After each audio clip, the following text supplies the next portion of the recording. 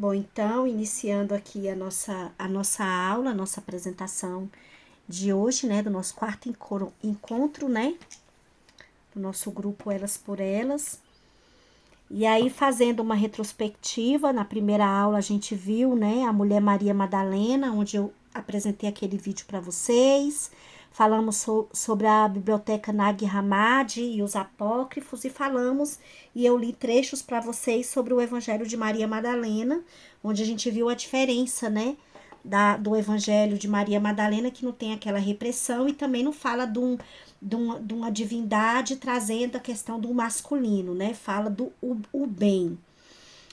E na segunda aula a gente estudou os 7 arquétipos, passou os 7 arquétipos, né, de Maria Madalena, onde eu falei que depois nós nos aprofundaríamos, né, nesse conteúdo.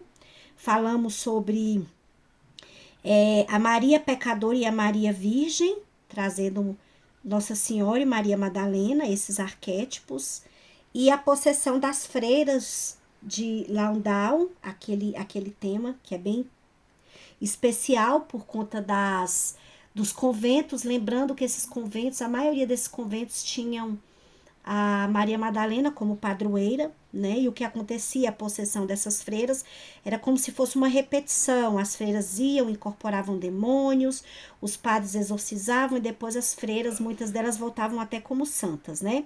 E aí a gente fez aquela técnica das 3 pinturas e na aula 3, que foi a última aula, a gente estudou sobre o primeiro arquétipo, que é a mulher de desejos desorientados, e a Kundalini e os 7 corpos, onde a gente fez aquela meditação, né? E tivemos as nossas vivências. Então, nessa aula, nós vamos estudar sobre a mulher contemplativa. A mulher contemplativa e vamos estudar sobre sexo, a dimensão transpessoal. Então, a contemplativa é o segundo arquétipo que Jean-Yves Leloup nos traz.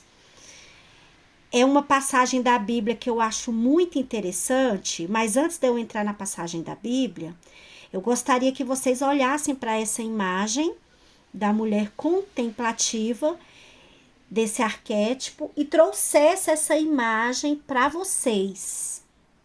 Qual é o momento do dia a dia que vocês conseguem ser dar espaço para essa mulher contemplativa? Qual o momento das nossas vidas, qual o momento do nosso dia a dia em que a gente se permite, em que a gente pode, né, dar espaço para a mulher contemplativa. No início agora há pouco, né, alguns minutinhos atrás, a Fabi falou sobre a questão dela, hoje ela ter consciência que ela precisa estar em primeiro lugar, ao invés de se preocupar tanto com as questões das pessoas, né? Será que isso seria dar espaço à mulher contemplativa? Olhar para si mesma é dar espaço para a mulher contemplativa, né? Outra coisa, eu vou usar esse seu exemplo, tá bom, Fabi? Eu vou usar esse seu exemplo, sabe por quê? Quando a gente vê pessoas ao nosso redor que estão passando por problemas, filho tá ali precisando, neto tá precisando, né, companheiro, companheira, enfim, as pessoas ali precisando do nosso apoio, será que a gente já coloca a mão para agir, para resolver o problema da pessoa, ou a gente contempla primeiro aquela situação? Olha que reflexão preciosa. É uma reflexão preciosa, não é? Fulano tá com problema e chega para mim e traz um problema. O que é que eu faço? Eu contemplo ou eu já quero resolver o problema do fulano? E eu faço isso comigo também? Eu tô passando por um problema. Nós vivemos numa sociedade extremamente imediatista. Extremamente imediatista. Principalmente as pessoas mais jovens. Nós, mulheres aqui, né, todas acima de 40 anos, né, a maioria tem mais que 40 anos, nós já temos um pouco mais de maturidade em relação a isso. Mas quando a gente olha para a vida das pessoas mais jovens, vocês já observaram que tudo tem que ser resolvido imediatamente, que nenhum conflito, sabe, não pode segurar 2 dias com aquele conflito, tem que ser resolvido logo. A mulher contemplativa, Maria Madalena, que nos ensina a mulher contemplativa, é essa aqui. Lá na Bíblia, em Lucas 10, a gente vai encontrar essa passagem. Maria, sua irmã, ficou sentada aos pés do Senhor, ouvindo o que ele ensinava. Marta estava inquieta, ocupada com os muitos afazeres. E, aproximando-se de Jesus, inquiriu-lhe: Senhor, não te importas de que minha irmã tenha me deixado só com todo o serviço? Peça-lhe, portanto, que venha ajudar-me. Orientou-lhe o Senhor: Marta, Marta, andas ansiosa e te afliges por muitas razões. Olha só, enquanto Maria estava ali sentada, Maria Madalena está sentada ali, ouvindo Jesus. Marta está arrumando as coisas de casa, fazendo tantas coisas, e aí ela vai e se incomoda. Por que ela está sentada aí sem fazer nada? Quer dizer, Maria Madalena estava contemplando os ensinamentos de Cristo e a Marta estava inquieta. E aí Cristo diz: andas ansiosa e te afliges por muitas razões. Gente, esse versículo, tô falando de mim, me traz uma sensação de descanso. Me traz uma sensação de descansa, calma. Contempla, tudo vai se resolver, não precisa correr para lá e para cá. Vocês têm essa mesma sensação? Não é assim? E aí, continuando, respondeu-lhe o Senhor: Marta, Marta, andas inquieta e te preocupas com muitas coisas. Entretanto, pouco é necessário, ou mesmo uma só coisa. Maria, pois, escolheu a boa parte, e esta não lhe será tirada. Olha que forte isso. O que a Maria está fazendo sentada, ouvindo Cristo, essa parte não vai ser tirada dela. A paz, a introspecção, a conexão com o sagrado não vai ser tirado de nós. Ninguém tem o poder de tirar isso nosso. Cristo representa o ser divino, representa o sagrado, representa a luz. E essa conexão nossa com isso, com essa consciência crística, ninguém vai poder tirar de nós. Agora, a casa que a gente se desespera para limpar vai ser tirado. A preocupação, o desespero em pagar o cartão de crédito vai ser tirado, porque nada disso fica. O cartão de crédito não fica, a parcela do carro não vai ficar, o relacionamento com o outro, o desespero do relacionamento com o outro não vai ficar, mas a nossa conexão com o ser sagrado é como Cristo diz aqui, a boa parte. E aí, Leloup vem nos dizer o seguinte: Jesus não censura Marta por ela trabalhar. Ele não censura a sua avaliação. O que ele censura é a sua inquietação, a sua preocupação. E este é também um grande ensinamento para nós, porque algumas vezes tomamos por ações verdadeiras o nosso nervosismo, as nossas inquietações, as nossas preocupações. E algumas vezes é a preocupação que nos impede de agir. Olha que forte isso, gente. A gente acha que o normal é viver se descabelando. A gente acha que a verdade é estar nervosa, ficar inquieta, ficar preocupada. A gente acha que isso é o normal. Porque a sociedade nos ensina assim. E aí, quando a gente encontra uma pessoa que tá assim, ó, quando a gente encontra, aí a gente diz que ela é louca, que ela é alienada, que ela não tá nem aí pra vida, que ela é egoísta. E a gente faz isso, nós fazemos isso, nós colocamos o dedo na nossa cara. Nós olhamos para nós no espelho e falamos assim: ei, levanta daí. Você não tem que contemplar. Você tem que ficar nervosa, inquieta e preocupada. Olha como a sociedade nos adoece. E aí, quando a gente vê isso aqui, aí a gente traz, eu me conecto um pouco com a sabedoria dos velhos e das velhas. Eu vou lá pro arquétipo da Nanã, da deusa africana Nanã. Eu vou lá pro arquétipo dela, que é a deusa da sabedoria, a deusa da paciência, que traz essa força da sabedoria ancestral. Porque sabe quando a gente tá dando birra? Quando a gente é criança que fica dando birra, fica nervosa, inquieta e preocupada, como mostra aqui Jean-Yves Leloup. E aí a vovó, o vovô olha e só contempla a nossa birra. É mais ou menos assim, né? Que eu trago esse arquétipo da velha, esse arquétipo da Nanã, que traz essa contemplação. Não se preocupe, olhe para a boa parte, como Cristo falou. Olhe para a boa parte. A Marta estava querendo, estava trabalhando. O que a Marta estava fazendo era importante, gente? Era importante. Porém, ela já estava ansiosa e estava se afligindo por muitas razões. Olha aqui. Andas ansiosa e te afliges por muitas razões. É muito bom ler isso aqui. E a gente vê, quer falar, Eliane? Pode falar, Eliane. Eu não. Ah, tá. Ah, então tá. Então, vocês quiserem falar, pode falar, tá, gente? É só ligar aí o microfone. E aí, sigamos aqui uma outra fala de Jean-Yves Leloup. A comparação, olha que coisa forte. A comparação faz com que nós não percebamos o único necessário. A melhor parte é olhar em direção a ele. É termos o desejo orientado para o ser. Nós podemos ter momentos de contemplação e momentos de ação. Não é necessário opor um ao outro. Quer dizer, a Maria estava olhando para quem?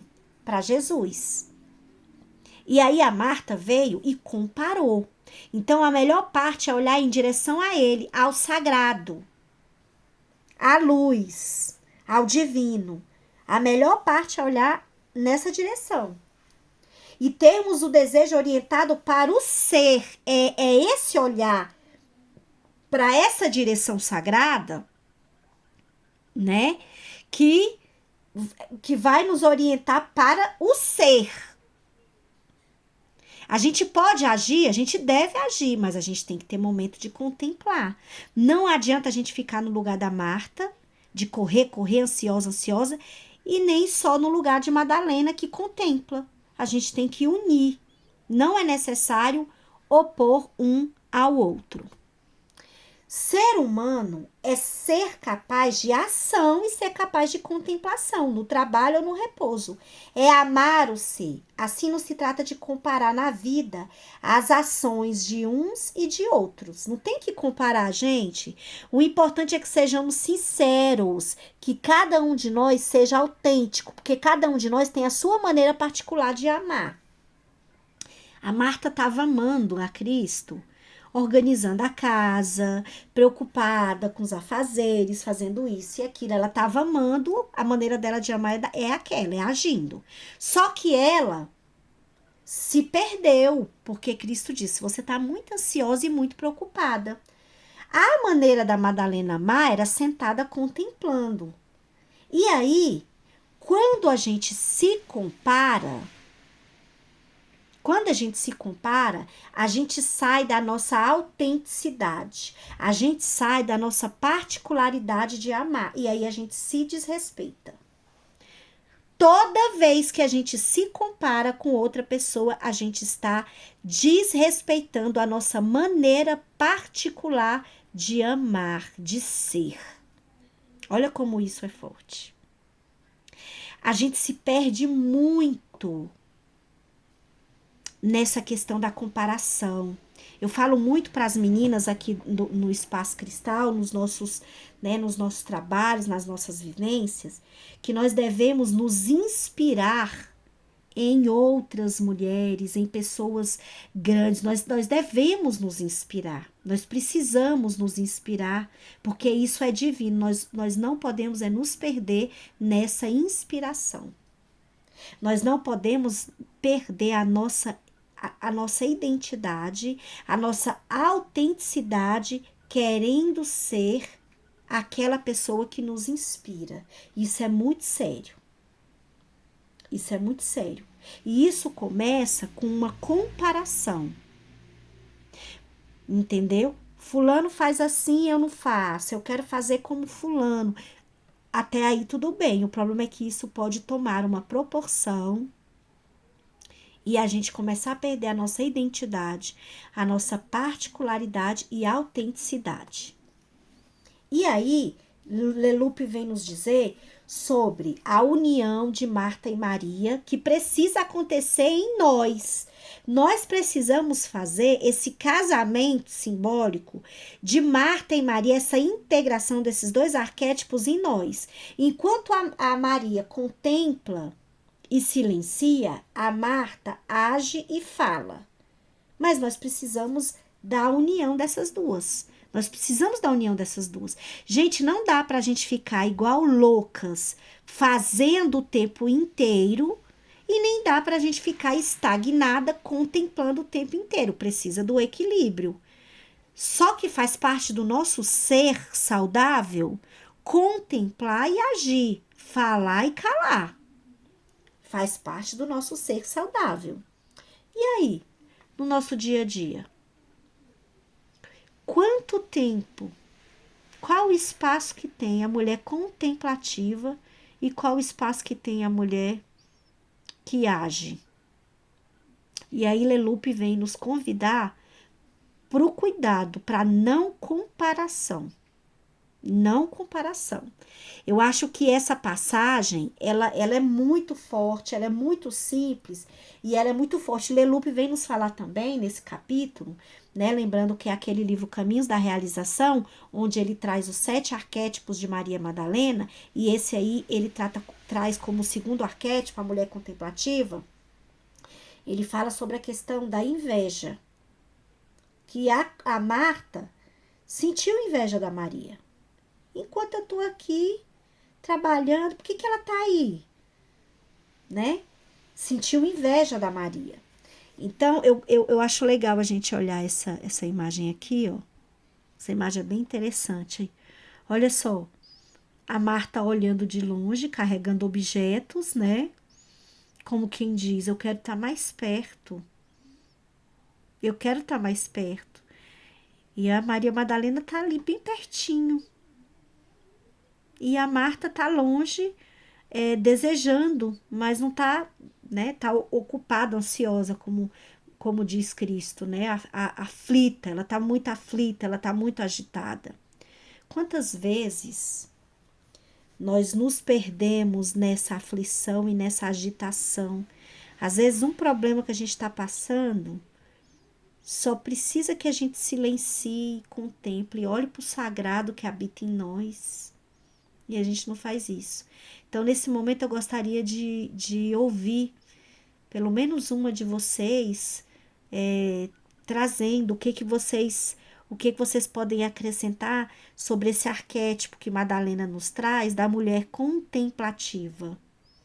Por favor. Eu peço essa ajuda aí, para que vocês possam acrescentar. O que vem para vocês?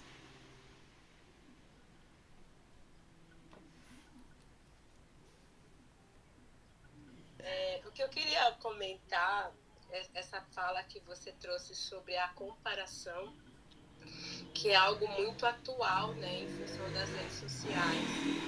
Eu vejo as pessoas muito... e até eu me incluo, né, porque eu estou muito... muito focada nas redes sociais atualmente, e a gente para de contemplar a nossa vida, as nossas conquistas, para ficar olhando para as conquistas, possíveis conquistas do outro, né? E esse tema de achar que a vida não está tão boa porque do outro está melhor, aparentemente, é muito comum nas sessões dos meus clientes. Né? Então, porque eu olhei, fulano conseguiu isso, fulano viajou e eu estou aqui. Então, isso está muito atual, né? E nós, essa questão de o contemplar errado, contemplar a vida do outro como se o outro estivesse numa posição de maior merecimento e nós não, né? Isso está muito forte atualmente, né? Então, é isso que me veio. O contemplar, mas contemplar errado. Contempla e desmerece a si, né? Contempla a vida do outro e desmerece a si. É muito forte. Claro, muito forte isso. E o quanto que é importante essa sua fala, porque as redes sociais, elas tendem a trazer muita inspiração, mas muita doença mental também, se as pessoas não... Isso aí que você falou, né, dos seus pacientes da psicologia, né, dos seus atendimentos de psicologia e arte-terapia. Certa vez, isso há muitos anos atrás, tem mais ou menos uns 8 anos, tem muito tempo, uns 8 anos, uma cliente na época falou assim, eu sou uma pessoa extremamente infeliz. Eu acho que eu sou a pessoa mais infeliz que existe, porque eu vejo nas redes sociais as pessoas tão realizadas. Olha só, a pessoa não ter a consciência de que nem sempre o que está na rede social é verdadeiro.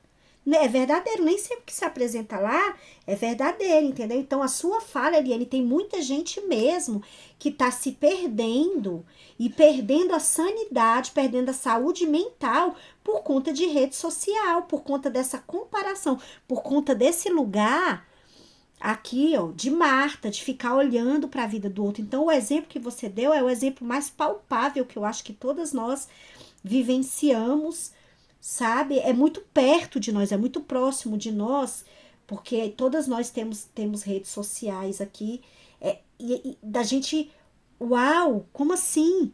A outra pessoa faz isso, a outra pessoa... Eu lembro que no Natal, janeiro é um mês que isso vem muito forte. Os clientes costumam falar, eu tô com inveja porque as pessoas estão na praia e eu não tô. Sim. Eu já ouvi muito isso de clientes em janeiro. E aí entra numa insatisfação, sabe? Então, gente, gratidão, Eliane, por sua fala. Tem tudo a ver, a gente vive, isso é muito real, isso é muito próximo, né? E mesmo que o que eu percebo também é que algumas vivências, por exemplo, a sua vivência na praia, que foi linda e que incentiva muito as pessoas. E que algumas pessoas podem olhar e falar, pô, eu sou infeliz porque eu não consegui ir. Mas não vê também que para você chegar lá, houve todo um processo e um planejamento. As pessoas vêm e desejam o final, né? E isso gera uma ansiedade muito exacerbada. Mas para chegar até lá, hoje houve todo um processo, e esse processo para chegar não é exposto nas redes sociais. É exposto o resultado, geralmente, né? Sim, sim. Então, e aí é esse resultado, que o imediatismo entra aí, que as pessoas querem direto para o resultado. E não sabe quais as consequências, ou sei lá, a organização, ou abrir mão de alguma coisa para ter outra, que cada um de nós passamos para estar onde conquistamos, né? Então, e aí vem essa ansiedade. O pessoal, nós, né, que eu me incluo, a gente quer pular a etapa e quer ir para o final, quer ir para o resultado e estar numa praia curtindo, mas não sabe que todos nós passamos por um processo para alcançar, né, o objetivo. E é muito legal você falar desse processo. Eu vejo esse processo como o que a Maria Madalena está fazendo ali nessa imagem. Existe um sagrado conduzindo. o resultado final, que é brilhoso, que é belo, que é maravilhoso, ele só está ali, esse produto final, porque houve a contemplação. Exato. Houve a contemplação. E aí, muitas Martas que habitam em nós, né? Muitas Martas que habitam em nós querem fazer, mas terminam virando as costas pro sagrado, porque querem se jogar sozinhas.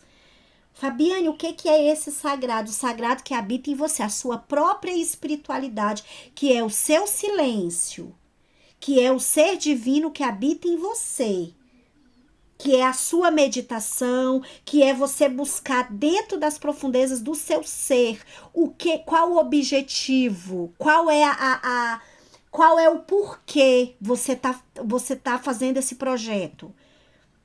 Por quê? Por que você quer fazer esse projeto? Porque você quer ser reconhecida nas redes sociais, porque você quer ganhar dinheiro, ou porque você quer ajudar outras pessoas, ou porque você quer ajudar, entendeu? Então, quando você fala isso, que as pessoas contemplam ali o final e vem com imediatismo, elas não veem o que Madalena está fazendo ali agora. Sentada, parada, recebendo ensinamentos do sagrado, Perfeito. né?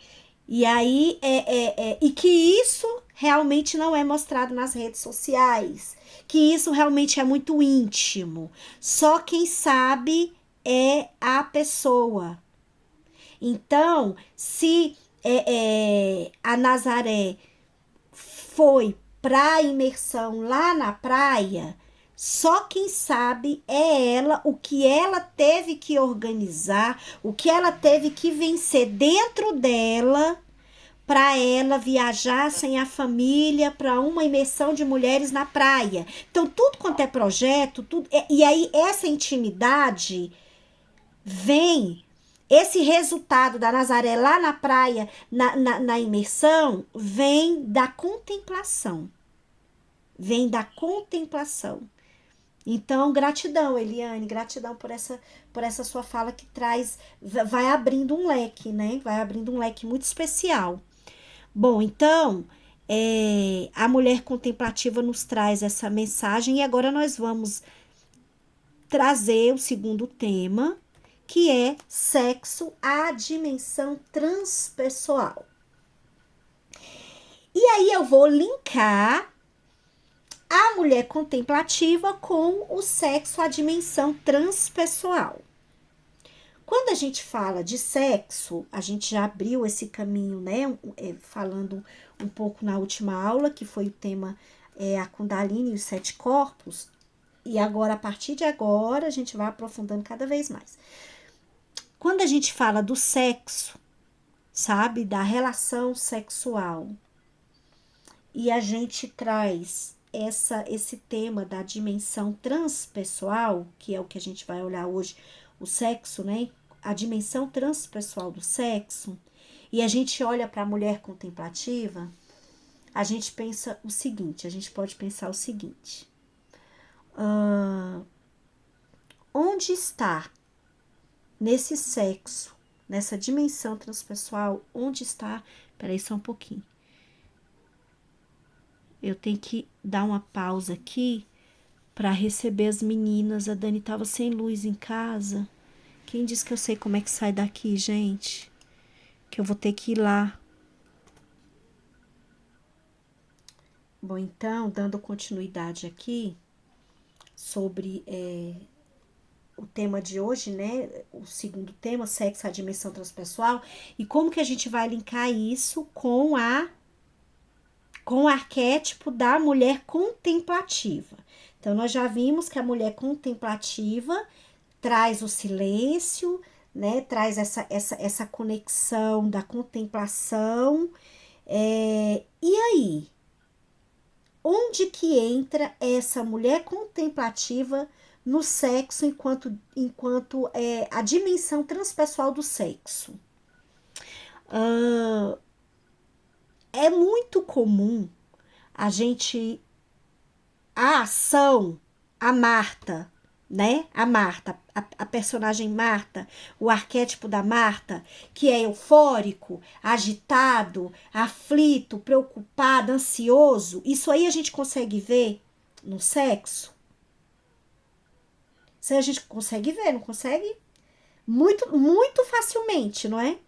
Muito facilmente a gente consegue ver. Essa ansiedade, essa euforia, esse agir, a gente consegue ver isso muito facilmente no sexo. E a contemplação? E a contemplação? É mais difícil, não é? Olha só. E aí eu trago para vocês Stanislav Grof, que é um psiquiatra renomado, que ele estuda, ele trouxe muitos estudos e conhecimentos, né, dos psicodélicos, a contribuição da expansão de consciência dos psicodélicos, ele contribuiu com estudos trazendo, ele teve uma experiência muito forte em 1956 com LSD, e aí ele teve uma profunda expansão de consciência, e ele nos traz conhecimentos muito especiais. Ele vem falar sobre emergência espiritual, que é um tema que eu indico muito vocês estudarem. É um tema que a gente estudou na psicologia transpessoal, eu estudei na minha pós-graduação de psicologia transpessoal. Ele tem um livro que ele escreveu com a esposa dele, falando sobre isso, e aí ele traz esse tema também do sexo como a dimensão transpessoal. E aí Stanislav Grof vem nos dizer o seguinte, que o sexo também tem dimensões transpessoais importantes. Por um lado, é um veículo para transcender a mortalidade biológica da pessoa, levando a um novo nascimento. Olha que lindo, gente. Por outro lado, o sexo tem conexões profundas com a morte. Os franceses atualmente chamam o orgasmo sexual de pequena morte. Quem é que sabe ler em francês? Petite morte? Eu não sei como é que pronuncia. Mas olha só, o sexo é como uma pequena morte, considerado uma pequena morte. Olha a força que o sexo tem para... Ele traz isso como... esse lado transpessoal do sexo como um novo nascimento, gente. Um novo nascimento. Uma relação sexual pode ter esse símbolo, né? Pode ter esse... Como que eu posso falar? Pode ter esse como um portal, né, para um novo nascimento, levando a um novo nascimento. Estamos falando, obviamente, da dimensão transpessoal sagrada, elevada do sexo. Será que aqui está presente a mulher contemplativa? Tanto em nós quanto no homem, né? O arquétipo da mulher contemplativa. E aí, essa pequena morte é uma entrega. Esse sexo com essa dimensão sagrada é uma entrega, é uma morte. É uma contemplação ou não é, gente? O que é que vocês acham? Não é uma contemplação? Porém, às vezes a Marta pode nos tomar. E aí, quando a Marta nos toma, que a gente sai dessa dimensão transpessoal, que o sexo sai dessa dimensão, né, transpessoal, aí vem lá, lembra que a gente estudou os corpos, os 7 corpos? Aí vem lá para aquele corpo que fica paralisado, ali o corpo que é desenvolvido até os 14 anos, aí fica paralisado ali. Aí é um sexo ansioso, aflito, doloroso, porque Marta sente a dor no sentido do sofrimento, da raiva, do nervosismo. Forte isso, né, gente? Olhar para Marta e para Maria nesse ponto do sexo transpessoal. E aí Groff nos fala aqui: a união sexual que ocorre no contexto de fortes ligações emocionais pode tomar a forma de uma profunda experiência mística. Todas as fronteiras individuais parecem dissolver-se e os parceiros se sentem ligados à sua fonte divina. Olha que coisa mais forte. É uma experiência mística, gente. Quando há uma união sexual, né, que tem fortes ligações emocionais, pode tornar uma experiência mística. Não é mais o eu, não é o outro. É o um. Somos um com a fonte divina. Num momento desse, o ego se dissolve, os egos se dissolvem.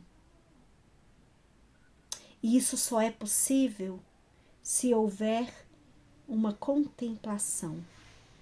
Eu me contemplo e contemplo o outro. Me veio uma coisa interessante aqui agora. Olha só. A palavra mulher contemplativa. Me veio a questão do templo. Templo. No momento do sexo. A mulher contemplativa, ela olha para si como um templo sagrado e olha para o outro como um templo sagrado. E o outro, e a mulher contemplativa que habita no homem, olha para a mulher como um templo sagrado. E ali eles se dissolvem numa fonte divina. E aí vem uma experiência mística que pode mudar a elevação energética da pessoa, obviamente, positivamente falando, né? Existem algumas falas, alguns estudos, né? Mas que eu não encontrei ainda nada cientificamente, né? Não posso falar que é algo científico que venha da ciência, mas eu vou compartilhar com vocês alguns, né? Vocês já devem ter visto também alguns estudiosos falando que a relação sexual, a energia fica com a pessoa. Então, assim, a mulher tem uma relação sexual com um homem e ali a energia da mulher fica com o homem, no campo do homem alguns dias, e a energia do homem fica no campo da mulher alguns dias. E aí a gente até encontra pessoas relatando, sabe, dizendo que teve uma relação sexual. Vocês encontram isso em blogs, no YouTube. Eu já vi mulheres narrando que após a relação sexual elas caíram numa depressão e depois elas descobriram que o parceiro estava com depressão e elas não sabiam. E aí elas acham que foi aquela relação sexual que fez com que elas ficassem com a energia do parceiro no campo delas. Mas é como eu tô falando, isso não... eu nunca vi algo a ciência comprovando, tá? Mas eu tô falando alguma coisa que eu já li, que eu já vi, que vocês encontram isso no YouTube e em artigos, em blogs, enfim. E aí, Leloup, olha que coisa mais linda essa frase de Leloup.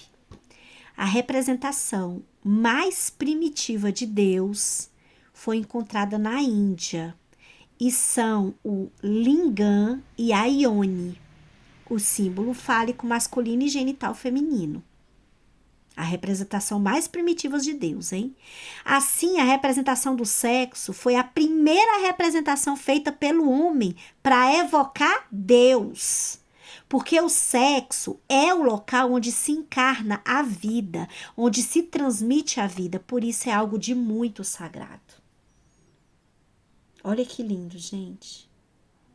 A representação mais primitiva de Deus foi justamente o lingam e a ione, o pênis e a vagina. Isso para evocar Deus. Será que a gente contempla a nossa genitália, a nossa vagina, a nossa vulva como um lugar que encarna a vida? Independente de termos filho ou não, mas será que a gente tem essa consciência? Será que a gente contempla o sexo e contempla o nosso corpo, a nossa vagina como local onde se encarna a vida? Forte, né?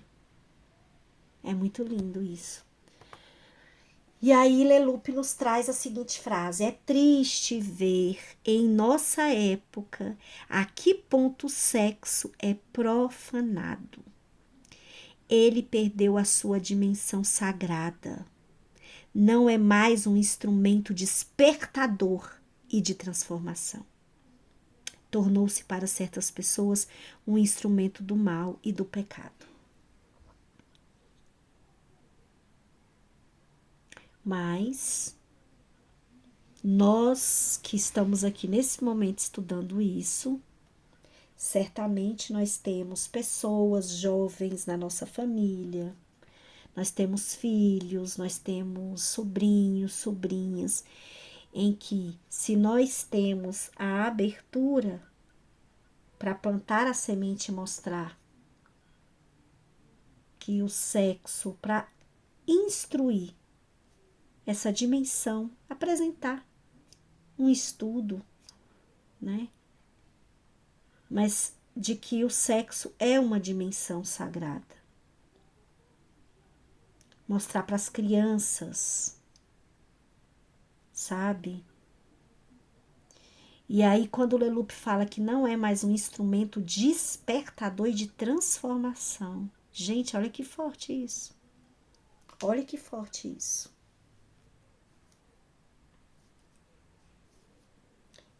E aí, o que a gente vê nas redes sociais, crianças dançando aquelas músicas com as letras horripilantes,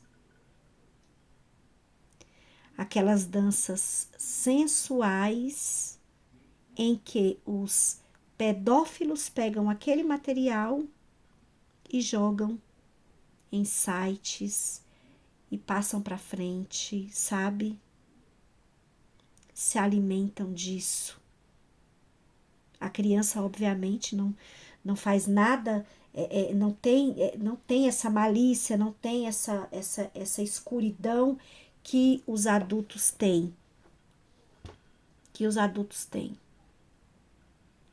Né? De olhar para isso, pegar um material desse, enfim. Tornou-se para certas pessoas um instrumento do mal e do pecado. Quantas mulheres, estamos aqui num grupo de mulheres, né, no nosso grupo Elas por Elas, quantas mulheres se veem obrigadas a ter relação sexual sem querer, porque aprenderam com a mãe, aprenderam com a avó, que são casadas e que têm obrigação de ter relação sexual com o marido. Isso é sagrado? Será que está numa dimensão sagrada? Sofrendo com depressão, com fibromialgia, não sabe por que é. Depressão, o corpo sofrendo todo de dores. Quantas mulheres eu já atendi na arte terapia que traziam isso? Depressão e fibromialgia, só que estavam sendo obrigadas a ter relação sexual com o marido sem querer. Entendeu? E aí Leloup fala uma coisa muito forte.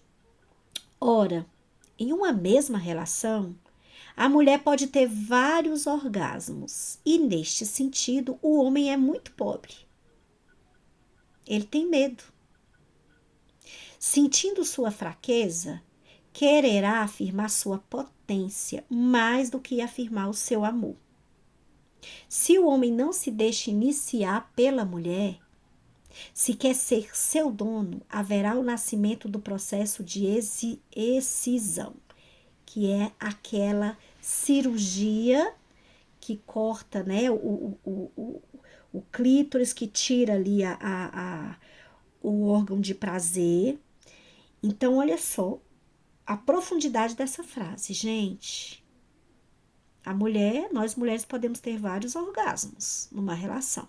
O homem não. E aí, ele se sente fraco em relação a isso, mas aí ele quer mostrar a potência dele.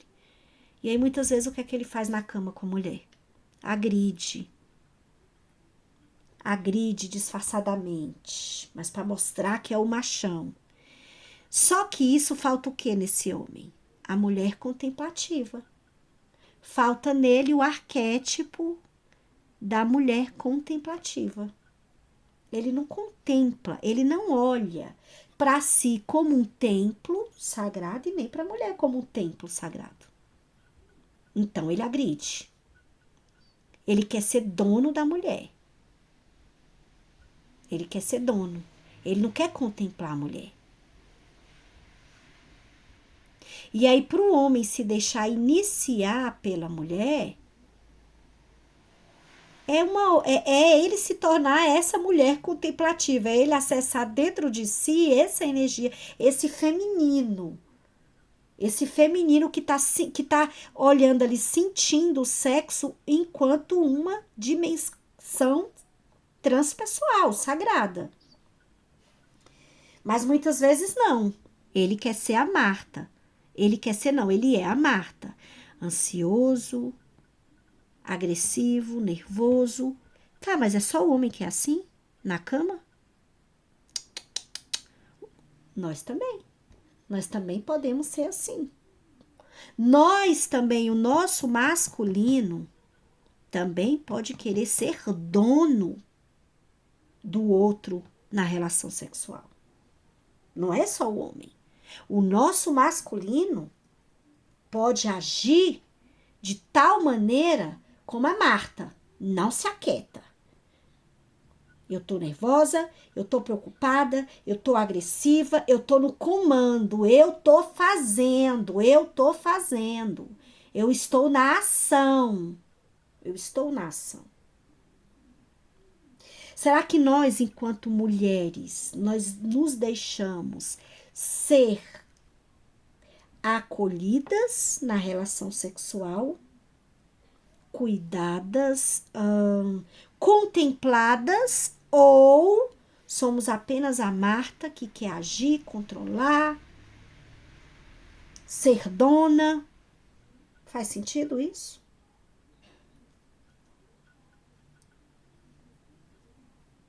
E aí, se eu quero ser dona, aí há o processo da cirurgia, da excisão. Há aquele processo. E como que isso pode acontecer? Quando o nosso masculino está em excesso. Eu quero ser dona. Eu vou contar para vocês uma situação que já se repetiu né, já aconteceu com mais de uma cliente na arte terapia. Elas trazem o seguinte relato, que não sabe o que acontece porque o homem não consegue ter relação sexual com elas. Então, a esposa, o homem não consegue ter relação sexual, né? Então, assim, não sei, elas falam, não sei o que tá acontecendo. Meu esposo tá broxando. Ele não tá conseguindo. Não foi só um caso desse que eu atendi. Foram vários. E aí, eu olho para essa mulher eu falo, então vamos aqui trabalhar, vamos representar através das imagens de arte-terapia esse relacionamento, porque, né, para ver quais as imagens que saem, o que é que você tá, o que é que tá acontecendo isso, o que é que tem aí no seu inconsciente, o que você pode representar, enfim. Conclusão. De 10 mulheres que passam por essa situação, dos maridos, né, da impotência, né, sexual dos maridos, enfim, casamentos que não são casamentos tranquilos, sabe? Não tem nada demais acontecendo no casamento. Então, esses casos que eu tô contando para vocês vêm desse cenário, digamos assim. Conclusão: de 10 mulheres, 5 mulheres chegaram à conclusão que estavam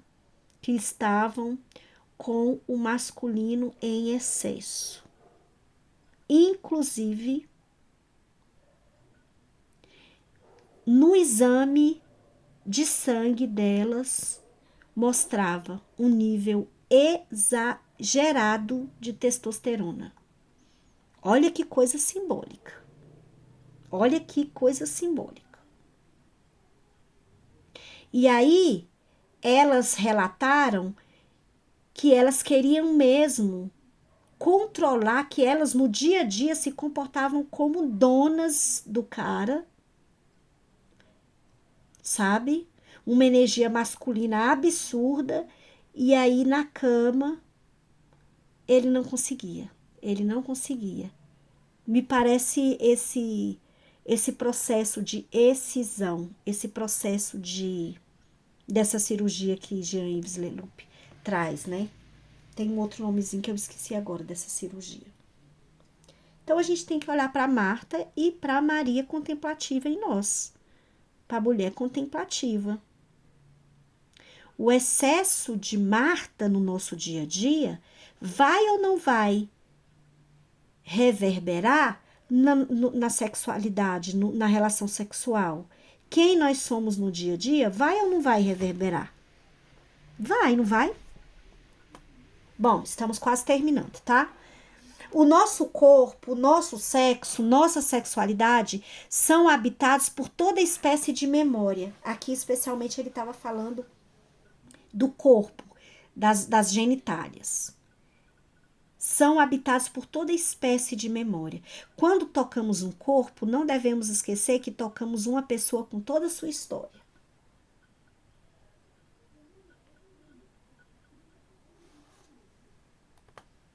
O sexo é um momento de passagem para além do ego, ou além do eu, porque através do abandono do corpo, alguns podem viver uma abertura para a luz. Eu abandono o corpo e vivo uma abertura para a luz. Alguém gostaria de falar? Alguma coisa?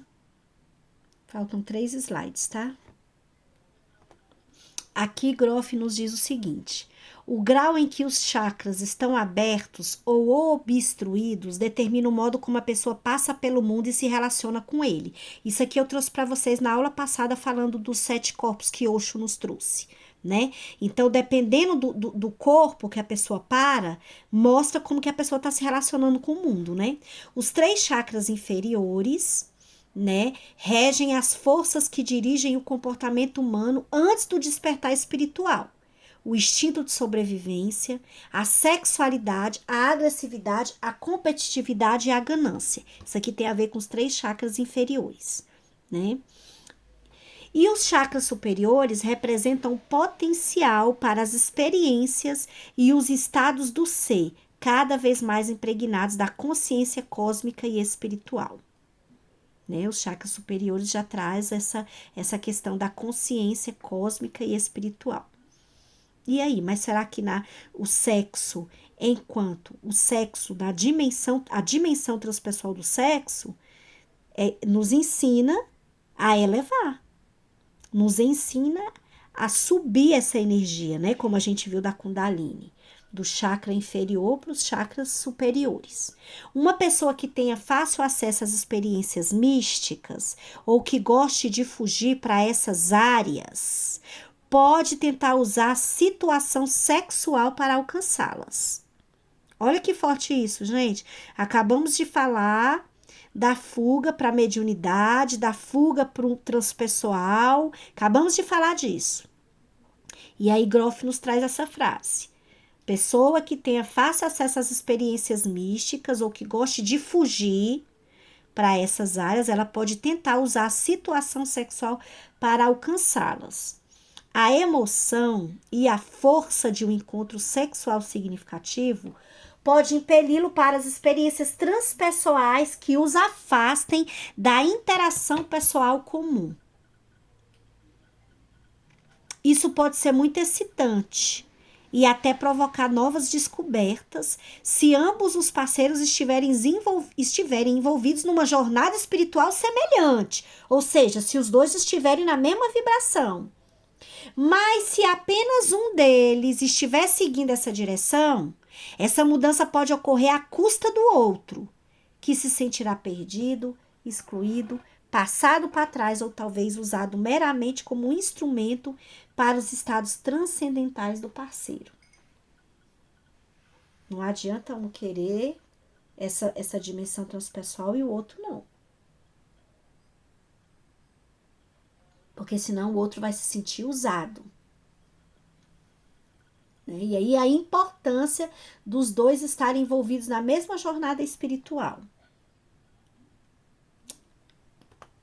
E por fim, além de ser uma união biológica de dois seres humanos, essa situação pode ser vivida como a união dos princípios feminino e masculino e parece ter dimensões divinas. A profunda ligação entre a sexualidade e a espiritualidade é conhecida e cultivada nas tradições espirituais tântricas. Então, quando a gente fala do sexo enquanto dimensão transpessoal, não tem como não olhar para a espiritualidade e a junção da sexualidade com a espiritualidade, né? E essa união é muito além do corpo, é muito além do prazer, do prazer do corpo, né? Peraí. Bom, então é forte, né, esse tema especial, muito especial, vocês vão ver agora a técnica que nós vamos vivenciar de arte-terapia. Eu vou parar aqui a gravação, conseguir gravar o conteúdo, finalizando a quarta aula.